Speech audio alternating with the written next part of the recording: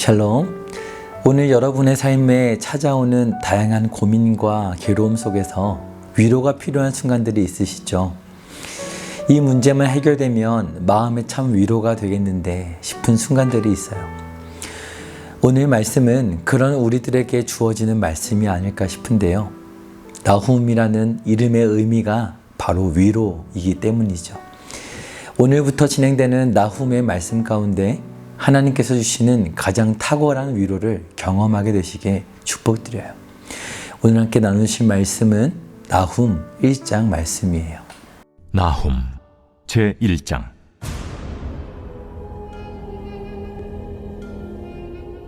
니느웨에 대한 경고, 곧 엘구스 사람 나훔의 묵시에 그리라. 여호와는 질투하시며 보복하시는 하나님이시니라. 여호와는 보복하시며 진노하시되 자기를 거스르는 자에게 여호와는 보복하시며 자기를 대적하는 자에게 진노를 품으시며 여호와는 노하기를 더디하시며 권능이 크시며 벌받을 자를 결코 내버려 두지 아니하시느니라. 여호와의 길은 회오리 바람과 광풍에 있고 구름은 그의 발에 티끌이로다. 그는 바다를 꾸짖어 그것을 말리시며 모든 강을 말리시나니 바산과 갈멜이 쇠하며 레바논의 꽃이 시드는도다. 그로 말미암아 산들이 진동하며 작은 산들이 녹고 그 앞에서는 땅 곧 세계와 그 가운데 있는 모든 것들이 솟아오르는도다. 누가 능히 그의 분노 앞에 서며 누가 능히 그의 진노를 감당하랴. 그의 진노가 불처럼 쏟아지니 그로 말미암아 바위들이 깨지는도다. 여호와는 선하시며 환난 날의 산성이시라. 그는 자기에게 피하는 자들을 아시느니라. 그가 범람하는 물로 그곳을 진멸하시고 자기 대적들을 흑암으로 쫓아내시리라. 너희는 여호와께 대하여 무엇을 꾀하느냐? 그가 온전히 멸하시리니 재난이 다시 일어나지 아니하리라. 가시덤불같이 엉클어졌고 술을 마신 것같이 취한 그들은 마른 지푸라기같이 모두 탈 것이거늘 여호와께 악을 꾀하는 한 사람이 너희 중에서 나와서 사악한 것을 권하는도다.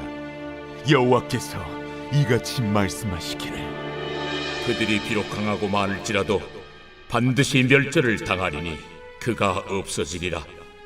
내가 전에는 너를 괴롭혔으나 다시는 너를 괴롭히지 아니할 것이라. 이제 내게 지운 그의 멍에를 내가 깨뜨리고 내 결박을 끊으리라.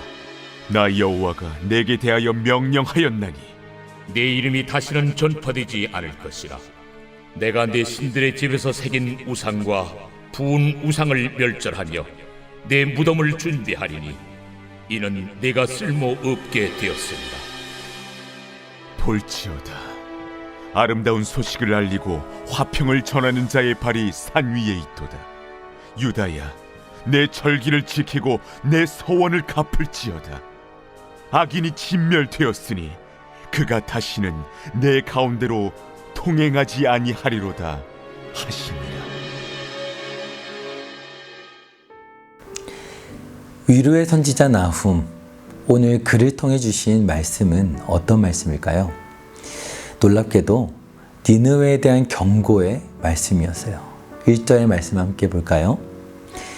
니느웨에 대한 경고, 곧 엘구스 사람 나훔의 묵시에 그리라. 아멘. 요나서를 이미 묵상했기에 우리는 경고가 어떻게 위로가 될 수 있는지 알 수 있어요. 미처 몰랐던 하나님을 떠나 있는 미련한 모습을 발견하게 해줄 수만 있다면 그보다 더 감사한 것은 없을 거예요. 그 일을 위해서 오늘 나훔은 하나님의 부르심을 받은 거예요. 그렇다면 이미 요나를 통해 경고를 받았던 니느웨였는데 나훔은 그 전에 쓰여진 걸까요? 아니면 요나의 이후에 쓰여진 걸까요? 3장 8절에서 10절의 말씀을 보면 한때 애굽의 수도였던 노아몬이 멸망당했던 얘기가 나오는 것으로 보아 노아몬이 멸망했던 시기인 BC 660년 이후로 볼 수 있어요. 그러니까 요나보다 100년가량 시간이 흐른 것이죠. 나훔은 장수도 짧지만 나훔 자신에 대한 정보도 많이 나와 있지 않은 성경이에요. 그의 출신 고향인 엘고스가 어디인지 알 수도 없고, 그래서 그가 어디 나라 사람인지도 추정할 수밖에 없어요. 가버나움이 나훔의 마을이라는 의미이기에 가버나움이 바로 오늘 그 고향이라 생각하는 사람들이 있고, 예루살렘의 서남쪽에 있는 지역이다 라고 추정하는 학자들도 있어요. 어찌되었든 586년 북이스라엘이 이미 멸망한 이후이기에 남유다의 선지자로 볼 수 있어요. 1장의 말씀은 1절에서 8절까지와 9절부터 15절까지로 두 부분으로 나눌 수 있는데요. 먼저 앞부분을 살펴볼까요? 2절과 3절의 말씀을 보세요. 여호와는 질투하시며 보복하시는 하나님이시니라. 여호와는 보복하시며 진노하시되 자기를 거스르는 자에게 여호와는 보복하시며 자기를 대적하는 자에게 진노를 품으시며 여호와는 노하기를 더디하시며 권능이 크시며 벌받을 자를 결코 내버려 두지 아니하시느니라. 여호와의 길은 회오리 바람과 광풍에 있고 구름은 그의 발에 티끌이로다. 아멘. 선지서에서 끊임없이 등장하고 있는 질투하시는 하나님에 대한 말씀이에요. 하나님은 기본적으로 노하기를 더디하시는 분이셔요. 하나님께서 갑자기 화내실 이유는 없겠죠. 하나님은 사랑 그 자체이시기 때문이에요. 하지만 동시에 하나님은 공정하게 올바로 통치해야만 하는 책임은 무한하게 지고 싶으신 분이셔요. 왜냐하면 세상을 지으신 창조주이시기 때문이죠. 하나님께서 아담에게 하와를 창조해 주셨던 순간 기억하시나요? 아담이 다치지 않도록 섬세한 손길로 그의 갈비뼈를 취하셨어요. 그리고 하와를 지어 만나게 하셨을 때 아담은 감탄하고 만족했어요. 내 뼈 중에 뼈요, 살 중에 살이구나 찬양했죠. 그 이유는 자신의 부족함이 채워졌기 때문이었어요. 하나님은 아담을 너무나 사랑하셨기에 하와를 짝으로 허락해 주신 거예요. 하나님은 신이시지만 하나님의 사랑은 하나님 안에서만 머물며 끝나지 않았고 주변을 향해 뻗어나가는 진정한 사랑이었던 거예요. 그런데요, 누군가는 이렇게 질문할 수 있어요. 그렇다면 왜 그런 사랑의 하나님께서 니느웨를 질투하고 보복하시는 건가요? 아담을 사랑하셨듯이 니느웨도 사랑해 주셔야 하는 거 아닌가요? 사랑하는 여러분, 우리는 기억해야 해요. 아담을 사랑하셨지만 아담도 하나님과의 약속을 어기고 다른 주인을 섬기게 되었을 때 에덴 동산에서 떠나 죽음이라는 대가를 겪어야만 했다는 사실이에요. 그렇다고 하나님께서 아담을 향한 사랑을 거두신 걸까요? 아니었어요.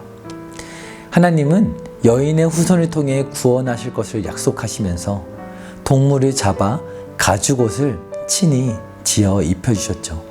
그 의미는 무엇인가요? 예수님의 죽으심을 통해 반드시 하나님의 백성으로 회복시켜내고야 마시겠다는 하나님의 다짐이었어요. 하나님의 사랑, 하나님의 다짐은 결코 실패하지 않아요. 그 열매가 바로 저와 여러분인 것이죠. 이것을 너무나 잘 보여주는 예가 바로 오늘 말씀에 등장하는 니느웨이기도 해요. 우리는 얼마 전 요나를 살펴보았어요. 지금 나훔의 말씀보다 100년 정도 전에 니느웨에 주어졌던 말씀이었는데 그때 니느웨는 불친절한 요나의 말을 듣고도 진정으로 회개하며 하나님께 돌이켰어요. 그래서 멸망당하지 않을 수 있었죠. 그들의 고백과 그에 대한 하나님의 응답을 보시겠어요? 요나서 3장 10절 말씀이에요. 하나님이 그들이 행한 것, 곧 그 악한 길에서 돌이켜 떠난 것을 보시고 하나님이 뜻을 돌이키사 그들에게 내리리라고 말씀하신 재앙을 내리지 아니하시니라. 아멘. 마치 범죄한 아담과 하와가 하나님께서 만들어주신 가죽옷을 입고 돌이켜 하나님을 의지했던 것처럼 니느웨도 하나님의 사랑 앞에 돌이켰던 거예요. 그들이 어떻게 돌이켰나요? 요나서 3장 9절의 말씀을 보면 하나님의 뜻을 돌이키시고 그 진노를 그치사 우리가 멸망하지 않게 하실 것이다. 그것을 누가 알겠느냐? 이렇게 고백했어요. 누가 알겠느냐? 이 말 안에는 많은 것이 담겨 있어요. 지금까지는 잘 몰랐지만 나라가 망해가는 현실을 보니 내 힘으로 되지 않는다는 것을 알겠구나. 이러한 겸손의 마음으로 자신이 잘 알지도 못하는 하나님께 간구하는 것. 그래서 오늘 읽었던 나훔 1장 7절의 말씀을 보시겠어요? 여호와는 선하시며 환난 날의 산성이시라. 그는 자기에게 피하는 자들을 아시느니라. 아멘. 아시느니라. 야다라는 히브리 말이 쓰이고 있어요. 무엇인가요? 하나님께 피하는 자들이 아무리 부족하고 악했다 할지라도 하나님은 그들의 마음이 이제 겸손해진 것을 다 아시는 거예요. 헤아려 주신다는 것이죠. 하지만 너무나 안타깝게도 니느웨의 겸손은 오래가지 못했어요. 오늘 말씀 11절을 보니까 여호와께 악을 꾀하는 한 사람이 나오게 되었다 말씀하셔요. 그는 산헤립으로 보이는데요. 사악한 것을 권하는 그의 말들에 넘어가고 말았던 거예요. 우리는 무엇을 후대에게 물려줄 수 있을까요? 돈일까요? 부동산과 주식일까요? 반드시 후대에게 하나님을 경외하는 신앙이 되물림 되어야 할 줄 믿어요. 그러지 못하면 니느웨처럼 다시 하나님의 심판대 앞에 설 수밖에 없는 거예요. 사랑하는 여러분, 오늘 우리는 기억해야 해요. 하나님은 하나님께 피하는 자를 야다 아실 뿐 아니라 또한 하나님은 하나님을 그 마음 깊숙한 곳부터 대적하고 있는 자들 또한 아신다는 사실이에요. 그래서 9절의 말씀을 보세요. 너희는 여호와께 대하여 무엇을 꾀하느냐? 그가 온전히 멸하시리니 재난이 다시 일어나지 아니하리라. 아멘. 그 교만한 마음을 아시기에 그 죄의 책임을 지도록 엄중한 판결을 내리실 거예요. 여기서 재난이라고 번역된 말은 영어로 트러블과 같은 의미예요. 하나님께서 유다 백성들을 이따금 혼내실 막대기 역할로 아수르를 사용하셨는데 그 니느웨가 분수를 넘어 트러블을 일으킨 거예요. 하나님을 우습게 알았던 것이죠. 이제 그렇게 교만한 시간도 끝이다 말씀하시는 거예요. 그리고 유다 백성들에게도 말씀하시는데요. 13절을 보세요. 이제 내게 지은 그의 멍에를 내가 깨뜨리고 내 결박을 끊으리라. 니느웨의 악한 백성들에게 요나 선지자를 보내셨던 하나님께서 나훔을 통해서는 자신의 백성을 돌아봐 주고 계신 거예요. 지금까지 니느웨, 아수르를 용납하신 것은 그들의 악함을 옹호하셨던 게 아니라 노하기를 더디하시는 하나님의 사랑이었던 것이다 알려주시는 것이죠. 그리고 15절의 말씀을 보세요. 볼지어다 아름다운 소식을 알리고 화평을 전하는 자의 발이 산 위에 있도다. 유다야 내 절개를 지키고 내 서원을 갚을지어다. 악인이 진멸되었으니 그가 다시는 내 가운데로 통행하지 아니하리로다 하시니라. 아멘.